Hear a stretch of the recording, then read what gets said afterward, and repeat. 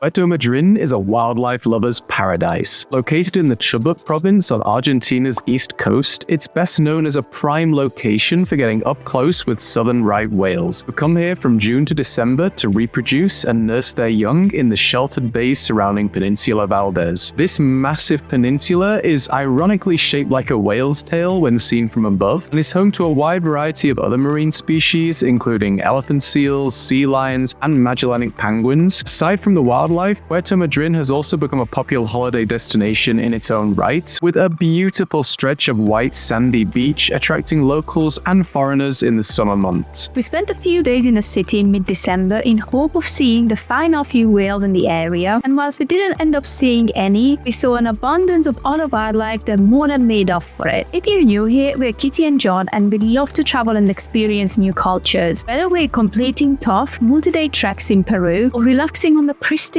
beaches of Mexico, our passion for travel never seems to fade. Recently, we've been spending a lot of our time in South America and have really fallen in love with the continent, so make sure to hit that subscribe button if you'd like to follow along with our adventures in this beautiful part of the world. Puerto Madryn was initially founded way back in 1865 by Welsh immigrants, and this heritage can be seen all across the city. The official flag of the city contains the Welsh dragon. The Welsh flag flies next to the Argentine one near a commemorative statue by the waterfront, and the city is twinned with Nevin, a tiny coastal town in the northwest of Wales. It's a seaside resort town at heart, so expect to find lots of high-rise apartment buildings that are mainly used for short-term holiday rentals. These apartments are fairly affordable, but we would definitely suggest booking one with a balcony and preferably a sea view so you can enjoy the sunrises from your balcony and do some whale watching whilst you're enjoying your morning coffee. We booked one just back from the main coastal avenue as it was a little bit cheaper, but it was still within the central zone of the city, so it was close to all of the tour operators and restaurants if we needed any of those things. There's not a huge amount to do in Puerto Madryn itself, but we definitely suggest heading down to the Malecon in the evening for a stroll, grabbing an ice cream whilst you watch the sky turn from orange to pink.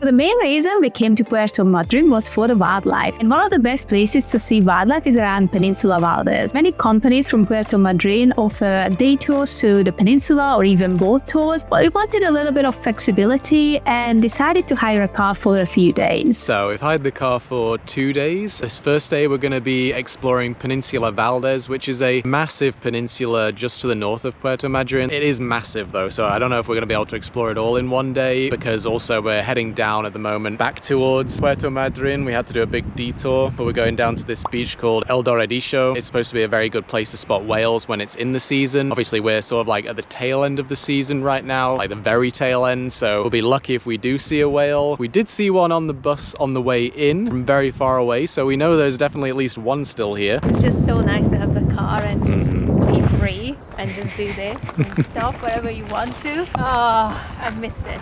In the end, we passed a couple who actually told us that they didn't see any whales at El Doradillo beach, so we decided to turn back and head straight to the peninsula. The entrance to this protected reserve is currently 30,000 Argentine pesos for foreign visitors, and you'll initially arrive to the administration building where they have a small museum showcasing all the different species you may be able to see whilst in the reserve. So we just entered the peninsula. Already we've seen our first wildlife. Got surrounded by all these. They look a bit like vincunas, but I think they've got a specific name. Heading to the visitor center now, so we'll probably find out what it is. Gotta be careful because they run out into the middle of the road all the time without warning. These would by no means be the lost guanacos that we spotted. They were easily the most common terrestrial mammal that we came across on the peninsula and seemed to like hanging out right next to the road, so were very easy to watch from the car. We then drove to the small village of Puerto Pyramides on the southwest corner of the peninsula, which is ground zero for whale watching tours in the high season. You can also spot them easily from the beach here, as they hang out very close to the shore within the bay. Unfortunately, we didn't see any, but still took a stroll out the other side viewpoint for nice views down the coast and back towards the town. I just realized that it's actually Friday the 13th, so we've not picked the best day to do this luck-wise, but hopefully we'll see something. We've seen some guanacos. Whales are still eluding us. Like I said, a sighting at this time of year would be fairly rare. A short diversion from Puerto Madryn took us to Punta Madryn, a viewpoint up on the cliff tops where you can scan for whales, but also get a nice view of a sea lion colony, although they are admittedly a little far away unless you have binoculars or a big telelens. We then drove along the southern road in the reserve towards Punta Delgado, which was unfortunately closed for maintenance during our visit, so we continued along the coast up towards Peninsula Valdes. Along the way, we spotted even more guanacos, but we're also lucky enough to spot a flightless greater Rhea with her family and a Patagonian Mara family just chilling in the middle of the road. Then, after a couple of hours of driving along some very straight, very dusty roads, we finally made it to Valdes, about halfway up the east coast of the peninsula. So the drive across the peninsula is definitely not the most interesting drive. There was a lot of wildlife, but the majority of the drive is just a lot of grassland along into these estancias, so a lot of horses, cows, sheep you'll see. Once you get to the coast and start following the coast along, really beautiful drive. We've got a massive colony of elephant seals just below us, so we're really just enjoying and admiring them. And also, I think this is the spot with the orcas, where you can see the orcas coming in and like snatching the little baby seals. They display some really interesting hunting behavior here. There was a little sign when we arrived, and the last time that the orcas were sighted here was only about 4 days ago. So they are in the area, but it'll be very, very lucky if we manage to see any today. I don't think we're going to. This area was actually the closest we were able to get to the elephant seals during our trip around the peninsula. You can view them from a platform overlooking the beach, or take a short walk along the coast for beautiful views of Peninsula Valdes and even more seals. The area itself is just really gorgeous. Sort of reminds us, what does it remind us of? Reminds us of like a coastal walk in the UK. Yeah, you know? kind of like a So cross nice. between that and I would say like maybe Paracas in Peru. Kind of like a mix of the two. Yeah. Really just raw nature. So beautiful. We watched the seals for quite a while longer. There were many just sleeping on the beach, some were in the shallow water, just offshore, and we got to see some territorial behavior from the males. A short drive further up the coast from here, we got to see our first penguins in Argentina. At a small lookout platform, you can get super close to a small colony of nesting Magellanic penguins, who we honestly could have just sat and watched for hours.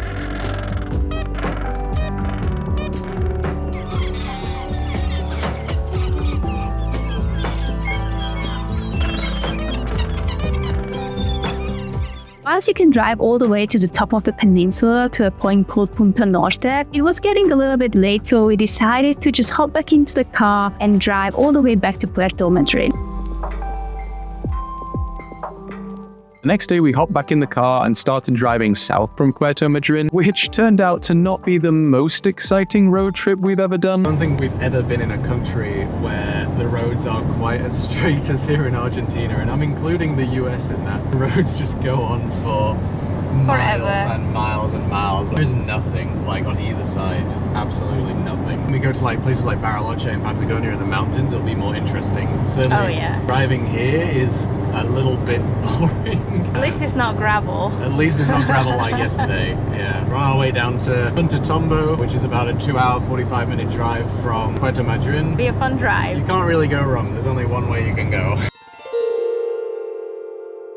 Oh, we're still driving. Just entered the Punta Tombo Natural Reserve. Asphalt has changed to gravel, Yeah, but at least it's only 22 kilometers. Yeah, it's so not nearly as much gravel driving as yesterday. Definitely excited to be there now. Penguins, we're coming. Punta Tombo is home to the largest continental colony of Magellanic penguins anywhere in the world, with over 1 million of them arriving here every year to breed. You can see them from September to March, with the best time being after November once the babies have been born. Before heading down to the colony, we first had to buy our tickets from the visitor center for the foreigner price of 18,000 pesos per person. Here they also have a well laid out museum where you can learn all about Magellanic penguins and the other species that inhabit this area of Patagonia. Then we hopped back into the car and drove a short distance further down the road to where the trails begin. There's one main trail of wooden walkways that takes you through the protected area, and you must stay on the trail the whole time, as Magellanic penguins nest under bushes or in burrows, which can be literally right next to or even underneath the wooden walkways. They will also regularly cross or even just chill out on the walkways, but as long as you respect their space, is one of the best places in Argentina to get up close to these beautiful birds and their chicks.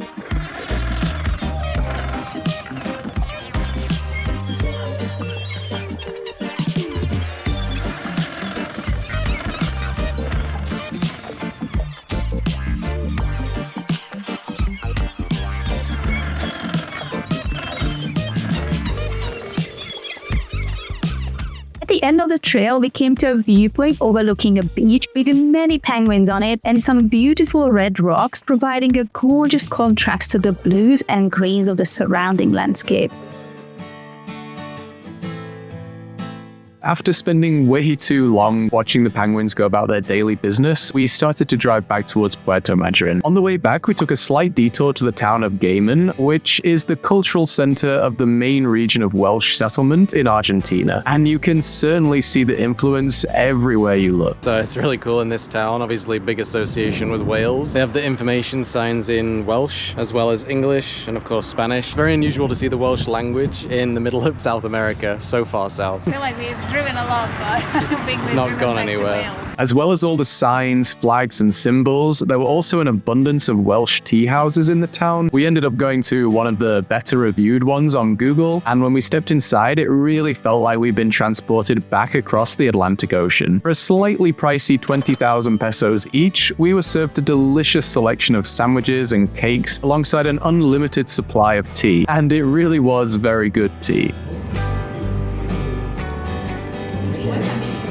We came to Puerto Madryn with a goal to see southern right whales, and in that sense, our trip was a little bit disappointing. However, we were also aware that it was towards the end of the season, so the chances of us seeing some would be very slim. In the end, the wildlife and visitors we did get to see more than made up for the lack of whales, and we would highly recommend visiting this part of Argentina, especially if you can time your visit during September and October. Let us know in the comments if you've ever seen any southern right whales in the wild, and if you enjoyed this video, make sure to hit that like button and subscribe for more content from across Argentina and the rest of South America. We also have a travel blog where we go into way more detail about all of the locations featured in our videos. So if you'd like to learn more about any particular destination that you've seen, then make sure to check out the link in the description. Otherwise, thanks for watching, and we'll see you back here in Argentina on our next video.